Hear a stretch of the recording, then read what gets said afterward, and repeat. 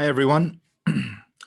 Let's continue our discussion where we left off last time. On Monday, we were talking about the importance of immune memory and how the ability of our adaptive immune system to remember the sort of battle that we've fought against a novel pathogen um, and hold on to the ability to identify that pathogen much more quickly the next time we are infected by that same thing is a very critical part of how our immune system works. As I kind of described to you last time, always think about the fact that if your adaptive immune system had to be woken up in the first place, to get B cells selected and T cells selected and coordinate different types of effector cells, leading to the release of things like antibodies, that implies that whatever this pathogen is something that your innate system on its own, the way you were born with it, is incapable or not very effective in mounting a defense against. And importantly, I reminded you that during this lag in time, as your adaptive system is beginning to do things like select for lymphocytes, the pathogen is allowed in your body to essentially keep multiplying and you get really, really sick. I asked you to actually consider, and this is sort of no joke, even though it might, sort of on the surface sound kind of funny, the fact that when you are stuck at home in bed, drinking soup and watching TV because you're feeling miserable, you're dying, right? Because the pathogen is taking over, and the consequences, if this pathogen cannot be stopped, is that just like other pathogens, hey, they just do what they do, right? And they use up your body's resources and interfere with your body as an unfortunate side effect. And so even though you're feeling miserably sick, you always just figure that you'll get better after a few days, right? But you don't really think about the fact that your adaptive immune system has come to your rescue, and all the things that we've learned about with the selection of close enough fit immunoglobulins and the waking up of T cells and helper T cells, knowing what subtype of T cell to become in order to effectively coordinate a defense. All that stuff successfully happens, right? And the fact that you are sitting here today attending lecture is proof, right, that your adaptive immune system is very good at doing all those very complicated things, right? Thank goodness, they can do it even if you don't necessarily fully understand how they do it, right? But you're able to carry out those life-saving kind of events. So immune memory then, as I stressed last time, is important because just because you survived the first time that you were infected by a nasty virus, why would you want to have to suffer through that again, starting from square one the next time you're exposed to that same thing, right? Because maybe the subsequent times you're exposed to it, you're not going to be so lucky, right? And you might not survive, right? So immune memory is very important, and we evolved to have certain B cells and T cells and plasma cells stick around because they possess the sort of best kind of knowledge, if you want to put it that way, right, of what your body came up with in order to successfully beat the infection the first time. And so that if you are re-exposed to that pathogen again, days, weeks, months, years later, right, that is your starting point for mounting a defense. All right, so when we think about during an active infection, right, what is happening? So here we have what's going on with our T cells, what's going on with our B cells, right? So let's say during an active infection, you're going to have dendritic cells in like lymph nodes, for example, presenting evidence of, let's say, the virus, right? So let's say this is a virus particle here that your body is infected with. The dendritic cell presents the little red dot, which is sort of a peptide piece of the virus, and it selects for this particular naive T cell that happens to float in to the lymph node, on its way, going between the lymph and the blood. Right? As a result, because this is an active infection, the emphasis here is to save your life, right? You're not as concerned about, oh, can I have strong memory of this? Because that memory is not going to serve you any good if you die, right? So the emphasis is first and foremost in those T cells that are chosen to turn into effector T cells. Effector T cells, for example, if we're talking about helper T cells, then these T cells need to then start coordinating other immune cells to help fight the virus. If we are talking about cytotoxic T cells, right, then these capital E's mean that these are effector T cells that are now going to go out and in your body try to locate examples of cells in your body that are infected by this virus and are therefore presenting the little red dot on their MHC, right, on their MHC1. So as a result, very few of these sort of chosen T cells are actually encouraged at this point to become memory cells, right? The majority of them are activated as effector cells that go out and try to alleviate or discourage the spread of the virus. B cells, it's the same thing. When you have a naive B cell that binds to the virus due to its immunoglobulins, and then the B cell processes, chunks of the virus or whatever that it takes in, it presents the red dot to this helper T cell, right? And then this helper T cell will tell that B cell what to do, right? So that B cell will make many copies of itself. And most of those B cells, right, will stay sort of, well, the way the cartoon shows it, stays these yellow cells, because those will ultimately perhaps turn into plasma cells to release antibody, right? Because at this point in the active infection, you need to just focus on beating the infection, right? So very few of them at this point stick around as memory cells. But once the infection is waning, meaning once your body starts to beat the infection, then there's a shift. More of these T cells and B cells are encouraged to just become memory B cells or memory T cells to make sure that you have good, strong immune memory of this. Now that it looks like you're in the clear, right? And you're not going to be killed by it, killed by this virus this round. So memory cells are crucial for a strong secondary response. So a full-blown secondary immune response occurs when pathogen reinfects, right? You're introduced to this pathogen a second time, and the memory B cells and memory T cells go to work right away, right? Because you don't have to start from scratch and select for new ones, right? You have the ones that are sticking around. This is particularly the case if in reality, this secondary infection still ends up making you kind of sick.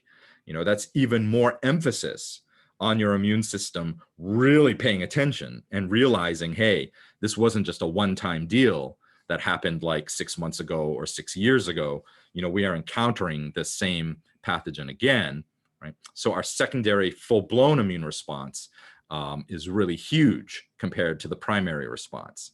So that's mediated by our memory cells. So some advantages of having memory cells already present are, for example, in this case, here's the googly eye drooly virus, right? That's trying to reinfect.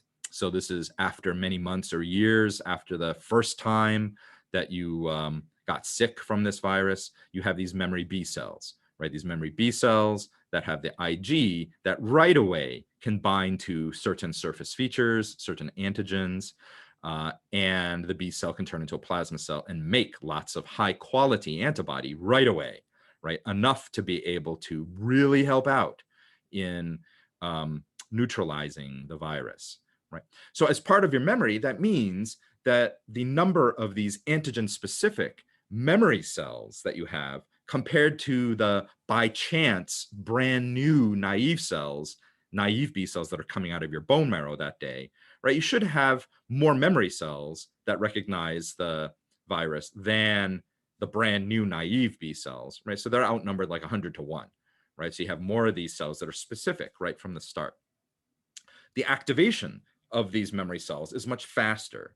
So we said that normally during a primary infection, the first time when your body is learning how to deal with this virus, right, it might take more than a week before you really see plasma cells releasing lots of antibody, right? And during that week, you are getting super sick. Right? But in a secondary response, right, because you're starting with these memory cells, it's much faster. Within maybe just 4 days of reinfection, you start seeing your antibody titer shoot up, right? And 4 days is pretty fast because remember, right, when this virus reinfects you again, your adaptive system, sure, it's ready in the sense that there's memory of it, but really your innate system has first crack at it again, right? So your complement proteins, macrophages, they try to go ahead and neutralize this pathogen, right? Just like they did the first time, right? So after a couple days, a few days, when it's pretty clear, right, that this pathogen has come back, right, you might see then the plasma cells really beginning to up the amount of antibody. Right? Memory B cells express higher levels of certain proteins on their surface that are meant to increase the ability of communication and alert your immune system that the googly-eyed virus has come back. So for example, memory B cells express higher levels of MHC2 on their surface, right? And also co-stimulatory molecules like the CD40 and the CD28, so that these cells, right, can communicate with other immune cells a lot more readily and a lot more quickly to make sure that these memory B cells activate and sound the alarm. And also importantly, memory B cells have already undergone the class switching between different types of IGs. Remember, all naive B cells start off just making IgM on their surface. Right? But during the course of an infection with like this googly-eyed drooly virus, right, the IgM is not going to be what saves you, right? It's going to be high quality alternate versions of IGs like IgG or maybe IgA, for example, right? And so the memory B cells that are sticking around have already done that class switching so that when the virus comes back, they already are making the form of antibody that is most effective in dealing with this particular type of pathogen. Right? So repeated exposure then to a pathogen, right, boosts your overall antibody levels, and it provides opportunities for your B cells to still continue this whole hypermutation process of trying to get stronger and stronger antigen binding affinity, right? Because remember, at the end of the first time you were sick, your first exposure, you came up with really good quality IGs, right? Good enough that that finally was good enough to neutralize and beat the pathogen. But that doesn't mean that those IGs necessarily are the best possible ones that you can come up with. It's just you stopped there. You stopped there because that was the end of the infection, right? So whatever cookie recipe these hypermutated, B cells came up with during your primary infection, that's what you have, right, as your memory. If you are exposed again to the same pathogen, right, then those memory B cells can also serve as the starting point to continue with the hypermutation. So let's look at this figure here and think about this. If you are infected by something one time, there's a reasonable chance that whatever this thing is in your environment, right? So there's a good chance that you'll be exposed to it again.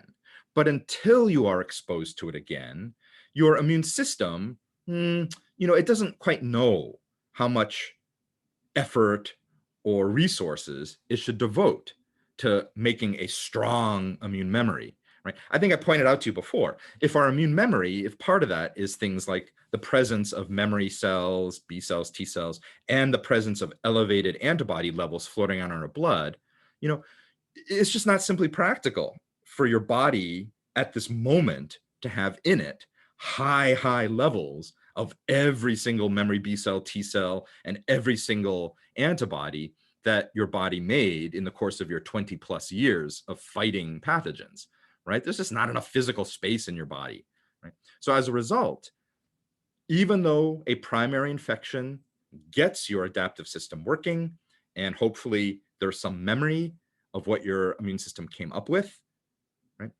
Your body doesn't really know if you're going to encounter this pathogen again, a week, a month, 10 years, or maybe never again, right? So following that first infection, your memory is good, but it could get a lot better. If you're infected again by that pathogen, that's when your immune system says, whoa, hang on here, right? We do need to really pay attention to this because this is back, right? The googly-eyed drooly virus is back. So it's really worth it for us to invest in making very strong immune memory. So if you look at this here we are showing changes in the body in terms of levels of antibody, as well as, levels of antibodies at the top, antibody amount, as well as how good these antibodies are, right? The quality of the antigen binding domains of these antibodies. And I think it's very timely here that instead of using examples of infection, what are they using? They're using examples of immunization, right? Of getting a vaccine shot. So you can see following the first shot of a vaccine, of course, your adaptive immune system is encouraged to go ahead and try to select B cells, T cells, do hypermutation to come up with good antibodies in response to it, right? And the whole premise or the whole concept of a vaccine is you are presenting to your immune system those particular antigen features, the three-dimensional shapes that are determined to be the good shapes for your body to use as the basis of antibody selection, right? But you're presenting it in a way that it's not the intact live virus, right? Because look, Mother Nature intended it to be, you have to get the real virus and get sick from it, and it's up to you to survive, right? And beat it. And that's how you get your immune memory. But vaccines, right, they present the antigens that you want your immune system to learn from without presenting the actual threat of the pathogen itself, right? So as a result, your adaptive immune system has time to build up and select for lymphocytes, and you're not actually, at the risk of dying from it. So as a result, following the first shot, you can see the quality of IGs go up, right? So this is due to hypermutation, getting better and better fit IGs. And you can see the levels of antibody circulating around in your body, like IgGs through your blood, right? It goes up after about 2 weeks, right? So see this peak here, right? It corresponds to 2 weeks after the first primary shot, right? Because that's when it'll peak. And then it begins to taper off. Why? Well, because there really is, not a huge threat here, right? The vaccine has probably by now been neutralized by your immune system. And so your immune system just says, okay, at this point, all right, that's fair enough, right? We developed some antibodies against it, and we're going to keep some antibodies around, whatever. That's why after you get the second shot, right, this is when you really make your immune system pay attention and say, hey, it's not good enough that you mounted and chose some antibodies the first time, right?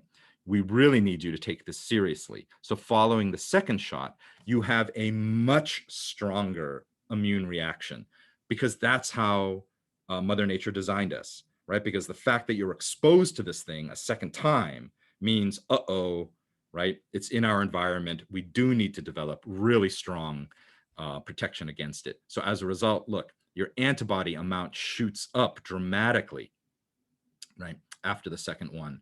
And then the quality of your IgGs continue to improve, because the memory cells that you developed after the first shot, right, form the basis of further hypermutation to get better and better and better. Right? That is why you've probably heard in the news, maybe you yourself have experienced this or through a family member, right, that most people don't really have a strong reaction to the first COVID vaccine, the first shot, right? So you get the first shot and then you wait several weeks. I think typically it's like 3 to 4 weeks, right? So that this primary immune response can take place.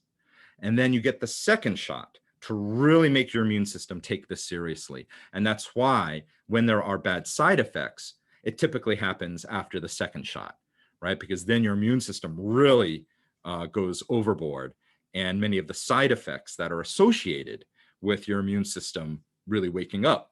Things like fatigue, things like, fever responses, things like drowsiness and, aches and things like that. That's all part of inflammation, right? That your immune system is using to kind of wake things up. And that's why the second COVID shot is the one that typically makes people feel miserable. So, in other words, if you feel bad after your second shot, at least you can take some comfort in knowing, wow, that's because my immune system is really taking this seriously, right? And hopefully that means your immune system is really doing its job and building up a strong, long-lasting memory. If you don't have a set of side effects from the second shot, don't worry. It doesn't mean that your immune system isn't paying attention, right? It just means that in your particular body, in your situation, right, your immune system is not eliciting the same types of strong side effects. But, it surely is still building up strong immune memory. Right. That's also why, right, there are some reported cases of people who react strongly after their first shot. And it might very well be that those are people who previously were exposed to COVID and didn't even know it, right? Because not everybody develops symptoms of illness from exposure to COVID. I think you know that, right? Some people can just kind of carry it and pass it along. But when they get their first COVID shot, right, that is essentially functioning as the second COVID shot in other people, right? So they end up having their big secondary immune response just after their first shot. That's also the reason why the CDC recommends that if you are currently recovering from a bout of COVID, right, that it's still good for you to get the vaccine, right? Because you've had your natural primary response to it, right? And now you might as well benefit from using the vaccine as your secondary response to really boost your system. And that's also why they say if you're recovering from a bout of COVID, you should wait. You should wait a few weeks before you get your shot. And we will actually talk about that a little bit more in one of the subsequent slides here. All right. So I wanted to stress with each exposure, activated B cells undergo somatic hypermutation and improve their Ig affinity, right? So your immune system is constantly working towards better detection of the pathogen that made you sick many years ago. So there most definitely are cases or instances in your own life where you were exposed to something as a kid, right? And it made you viciously sick, like you were throwing up and had diarrhea and all this stuff, right? But then you beat it. Obviously you beat it because otherwise you wouldn't be in college attending this class now. But just think about this. That might have happened something like, 15, 20 years ago, right? In the last 15, 20 years, you probably were exposed to that same thing again and again and again, right? Over the course of the last couple of decades. Each time you didn't realize you were exposed to it again because you had strong enough immune memory that you could neutralize the pathogen before it had a chance to make you sick, right? But in the background, your immune system used each opportunity as another reminder that it should be building stronger and stronger and stronger antibodies against it, right? So the antibodies against whatever this, let's say, cold or flu was that you had when you were 6 years old, the version of the antibodies in your body now are way better than the version that you came up with as a kid those many years ago when you needed to come up with it to save your life. Right? This is an interesting thing to think about. All right. During a secondary infection, let's say the googly-eyed virus comes back again, or, let's say it's COVID, right? So you're immunized or you experienced a primary infection with COVID, you beat it, right? So now you have immune memory, okay? And then all of a sudden, right? You're exposed to the virus again, right? Think about this. In that type of scenario, you are depending upon the fact that you have elevated levels of memory B cells already present, right? And those are the ones that you want to rely upon to actually mount the secondary defense because they all have really good quality cookie recipes, right, for their IGs.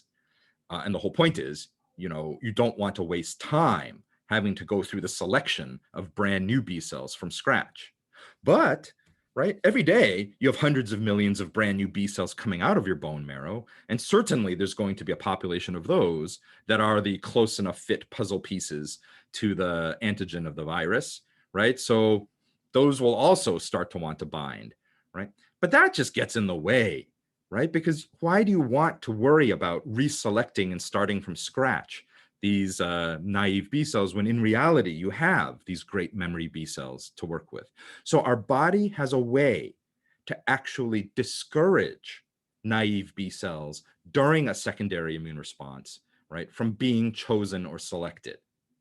So let's look at this. During our primary response, the first time you're exposed to COVID or the flu or whatever, right? Here you have a naive B cell. It has close enough fit IgM on its surface. You can see, right? It's pretty lousy fit, but it's close enough, right?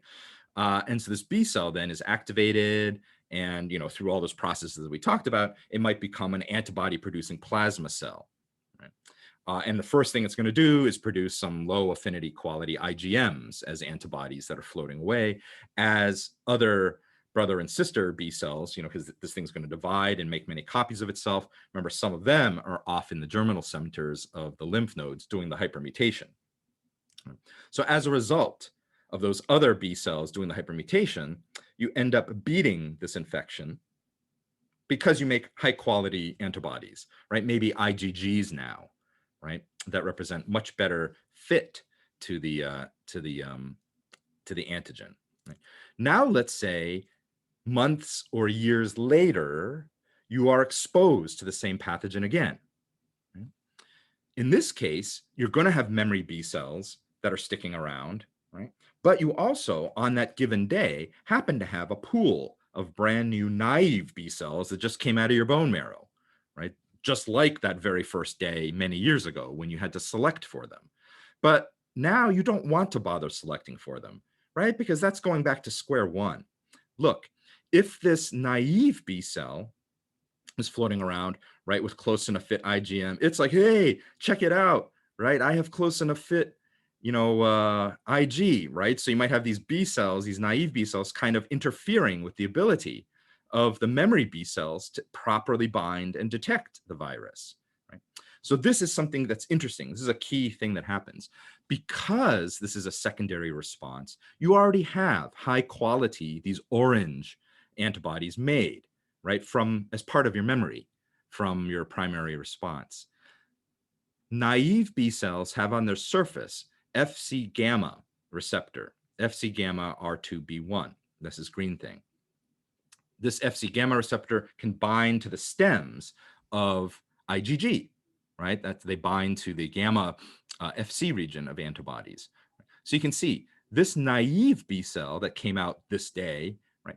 It's actually able to coat itself with these high quality antibodies that are floating around, right, as part of your immune memory. If one of those binds to the antigen, and you imagine it's going to bind much stronger than the crummy yellow IgM over here, that's part of what this B cell knows how to make, right? It will actually send this orange antibody binding will send a signal through the Fc gamma receptor to this B cell that tells it, hey, you know what? That's great that your IgM is close enough fit, but we actually don't need you because we already have high quality IgGs, these orange IgGs floating around. That means we've got this covered because we already have a pool of B cells that are memory B cells that know how to make this orange IgG. So as a result, these naive B cells that bind antigen during a secondary response are actually discouraged from activating so that they don't mess up or get in the way of your good quality memory B cells doing their job. So as a result, the good quality memory B cells that have, right, the know-how of making this high quality IgG, right, they're the ones that get preferential access to bind the pathogen. And so that's how you then can wake up your immune memory much faster. So there are certain instances when we can actually use this therapeutically. So one of the complications that happen during pregnancy is when the mother's blood type is different than the baby's blood type that she is carrying in the womb. As we said, mother's blood and baby's blood don't normally mix. So blood cells and things are kept separated by the placental barrier. It's only things like nutrients, gases, waste products, things like that can diffuse back and forth between mother and baby. However, things like IgG proteins, like antibodies, can go through the barrier. They have to be actively transported across. It's not like these antibodies will just float through cell membranes, right? Because they're proteins. Proteins don't typically float through cell membranes. So they can be taken across and put into baby. And that's a critical way, as we learned, that mom can equip her unborn child with a big library of IgGs to help protect baby when baby is born and baby's own immune system hasn't had a chance to fully activate yet, right? But if you have a situation, for example, during delivery, delivery is a very messy, kind of bloody situation. You're going to have some mixing of baby's blood and mom's blood, right?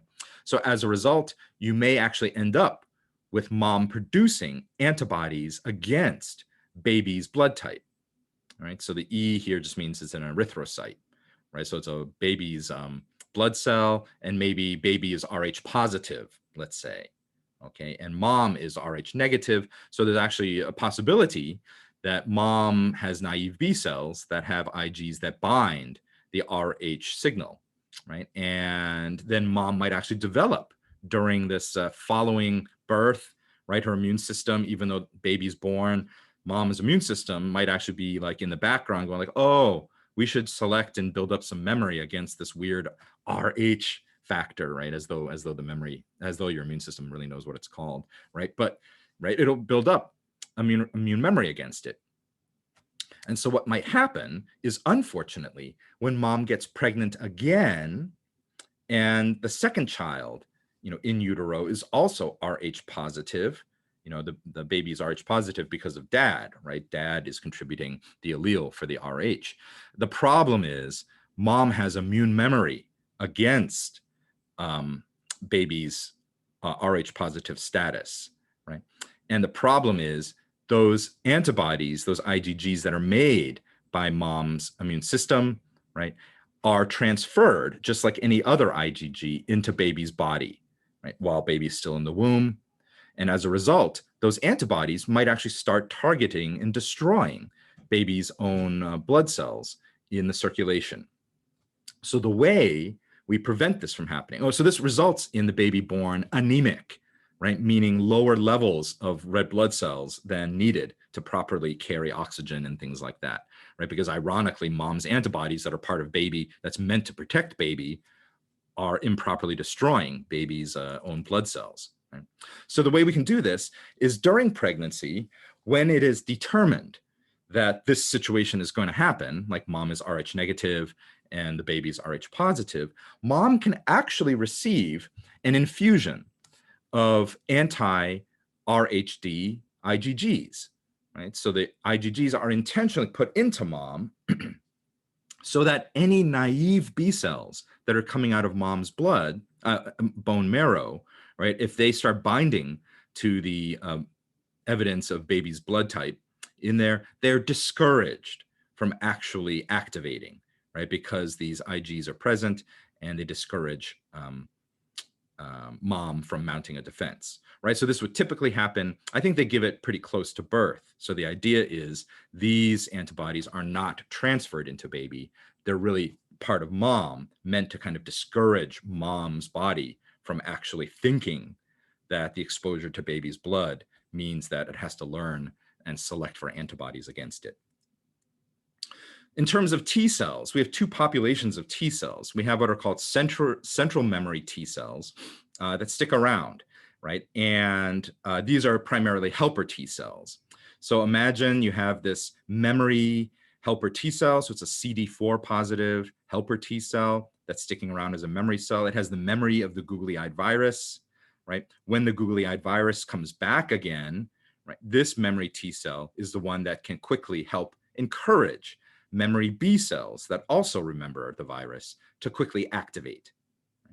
Then we also have effector memory cells. These would be more like the CD8 positive cytotoxic memory cells, right? So when the virus comes back, these memory T cells, boy, they recognize the virus right away because this guy's bumping into this cell in your body, and the cell is doing what? It's presenting evidence that it's infected by googly eye drooly virus, right? So very quickly, these memory T cells go to work and tell this particular infected cell to undergo apoptosis and die, right? Hopefully discouraging the spread of more virus particles. All right, let's get to the good stuff, the stuff that I know you're interested in hearing about, and that has to do with COVID, right? And what the deal is with COVID. Right. So COVID, of course, is an example of a global pandemic. And as we discussed before, pandemics are often caused by certain viruses that have the right combination of being highly infectious. They are very detrimental and very life-threatening, but at the same time, right, they are not super fatal. Because I know this sounds kind of weird if you think about it, but if the COVID virus were super fatal and let's say killed everyone that it infected within a week, then that itself would sort of limit the spread of the virus, right? I know that's not a nice way of thinking about it, but it's kind of true. It's almost like the virus would just sort of burn itself out, at the price of killing everybody very quickly, right? But so something like COVID has the unfortunate combination of being highly infectious, so it is transmitted very easily, and it's not super deadly, but it's bad enough to make you potentially really sick, right? So that's kind of like the worst combination. So how does something like that happen, right? I mean, where does COVID come from? Out of nowhere, right? A lot of times, viruses like this are recombinant viruses. That means they represent genomes of different viruses that have come together, by chance to form sort of like a new version of a virus. For example, let's think about it this way. Let us imagine that there is a virus. Let's say this is like a human, I don't know, like a flu virus or something, right? So it's very good at infecting people cells.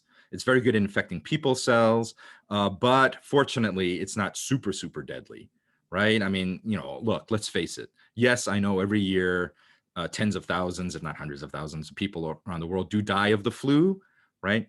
But I think you all know that if you get the flu, right, you're not really worried about dying, right? You're going to be sick and get better because the flu itself is not super fatal, right? So here is the human version of that flu, right? So that's the version that makes Homer really sick, right? And let's say there's also another virus, a virus that infects birds, right? Similar thing though. This version infects birds and it makes the birds, pretty sick, but it doesn't kill them super fast, right? But the point is that this bird virus, right, isn't the right shape to be able to infect human cells. I know this is kind of weird if you think about it, but you go walking along the sidewalk and you're like, there's a whole flock of pigeons that you're like, get away, right? You might be breathing in bird viruses, right, from those pigeons. But the fortunate thing is those viruses, they don't have the ability to enter your cells, right? So as a result, they just are naturally over time destroyed by your immune system, okay? But let's say you have a pig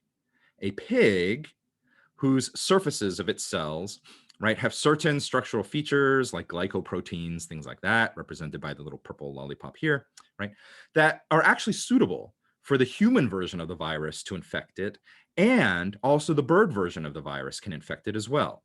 Right? Now, I know you think that's weird. You're like, what? Can it really be that multiple viruses infect the same cell at the same time? Wouldn't it actually be more surprising if that wasn't true, right?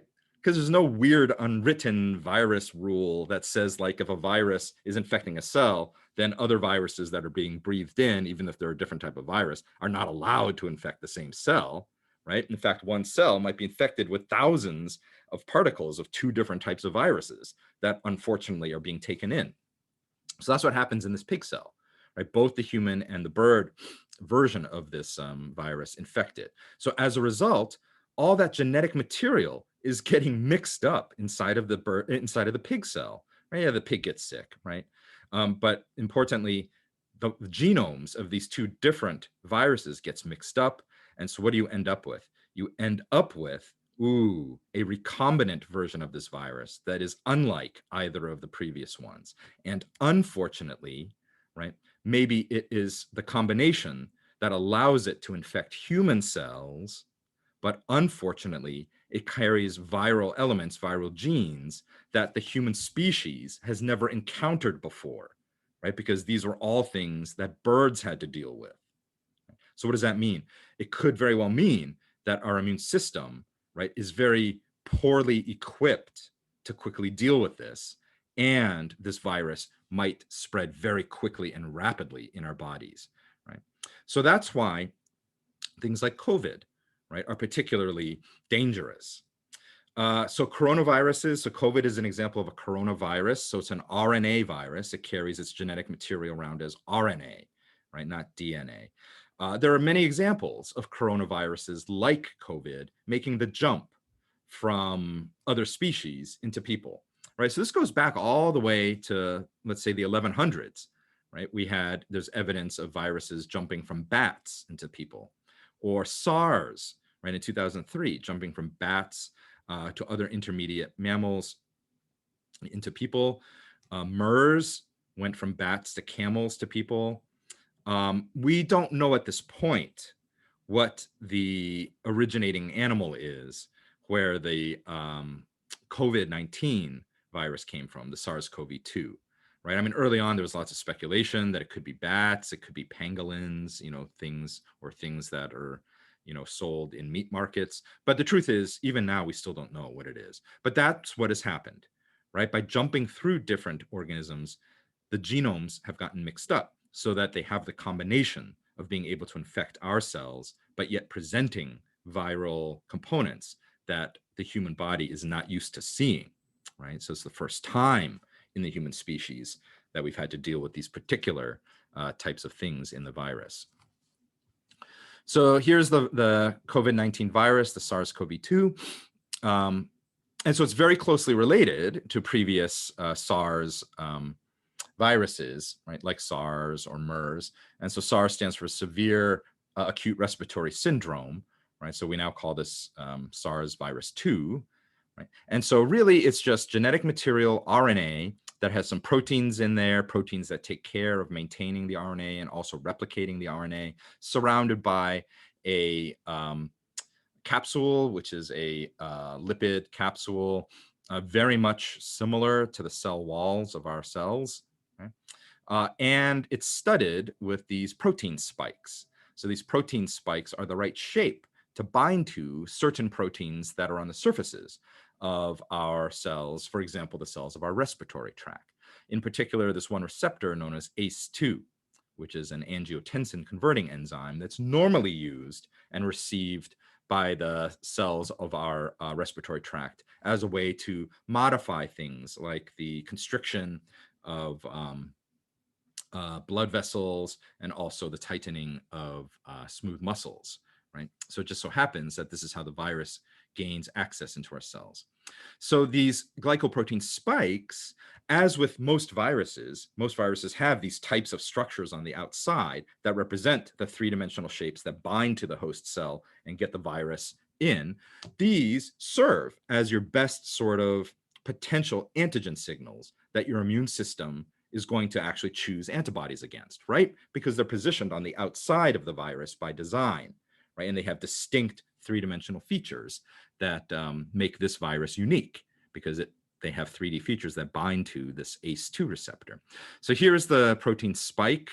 It's a glycoprotein, so you have certain sugar groups and other polypeptide chains in here, right? So this is the antigen that's really the basis of our COVID-19 vaccines.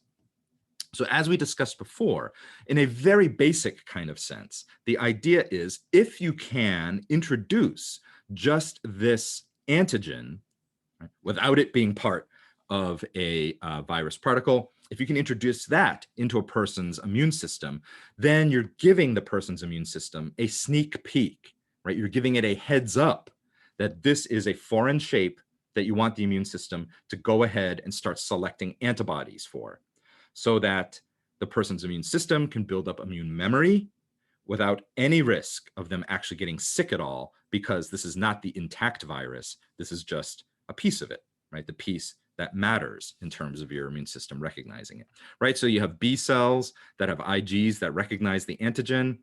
You will also have helper T cells that have T cell receptor that recognize peptides from the antigen, right? And then those helper T cells will work with those B cells and encourage those B cells to do things like turn into plasma cells to release Ig antibodies. Some of these B cells will also be encouraged to go into your lymph nodes. Oh, no, they're already in your lymph nodes. They'll encourage to go to the germinal centers of your lymph nodes and do hypermutation, right? So over the course of a couple of weeks, even though you're not sick at all, because this is just the antigen from the virus, not the virus itself, hey, your immune system treats it as though this is really a threat, right? And so you mount an immune defense and you build up good quality memory B cells, T cells, and they may actually also class switch, right? So because this is maybe a viral protein type of thing, you might actually produce things like IgAs, so memory cells that produce IgAs that can then go ahead and start lining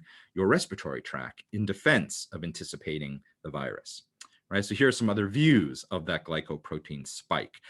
You guys don't need to know this for the exam, right? Because this is more advanced stuff for the exam, but I think you like seeing this, right? Because what it allows you to see, if this is the glycoprotein spike, this is the antigen, but on that antigen, because it has unique three-dimensional landscape, many of these surfaces on it represent different epitopes, right? Or different shapes that your antibodies can bind to. And so you'll select for, a population of many different naive B cells, each that have close enough fit to a different one of these epitopes. And all of those B cells are the ones that are going to be chosen and selected as part of developing your immune memory. Right? So some challenges. The free-floating antigens, so if you just had the glycoprotein spike in a syringe and you injected that into your body, that's not really optimal as a vaccine. Why? I mean, it's good because there's no risk of you getting infected, right? You're not going to get sick from this. But the problem is your immune system's not going to pay attention to it, right? Because it's just another random protein that's easily lost in the whole mix of all kinds of proteins that are floating through your blood, right? Or even in your muscle tissue where the shot is given, right? Your immune system is not going to really pay attention to that.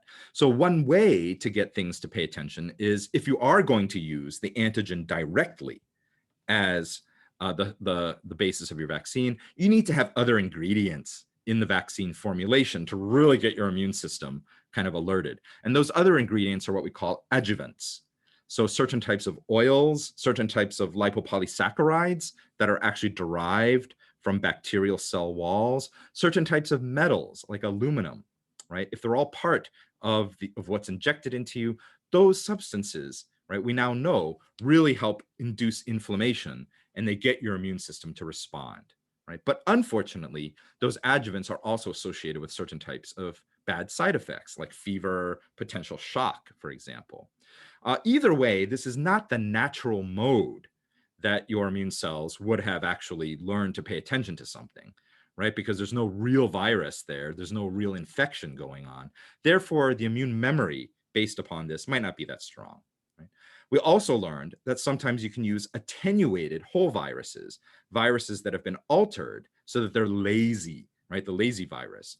These are good as the basis of vaccines because they actually do infect your cells, but they're just so lazy and slow that your immune system has plenty of time, right, to select your B cells, T cells, and neutralize them before they actually make you sick. But as we said, the downside of that is because it's actually intact virus, there's also the possibility that it might mutate inside your cells, in which case, oh man, you actually ended up catching COVID-19 just from the vaccine itself. That's bad, right?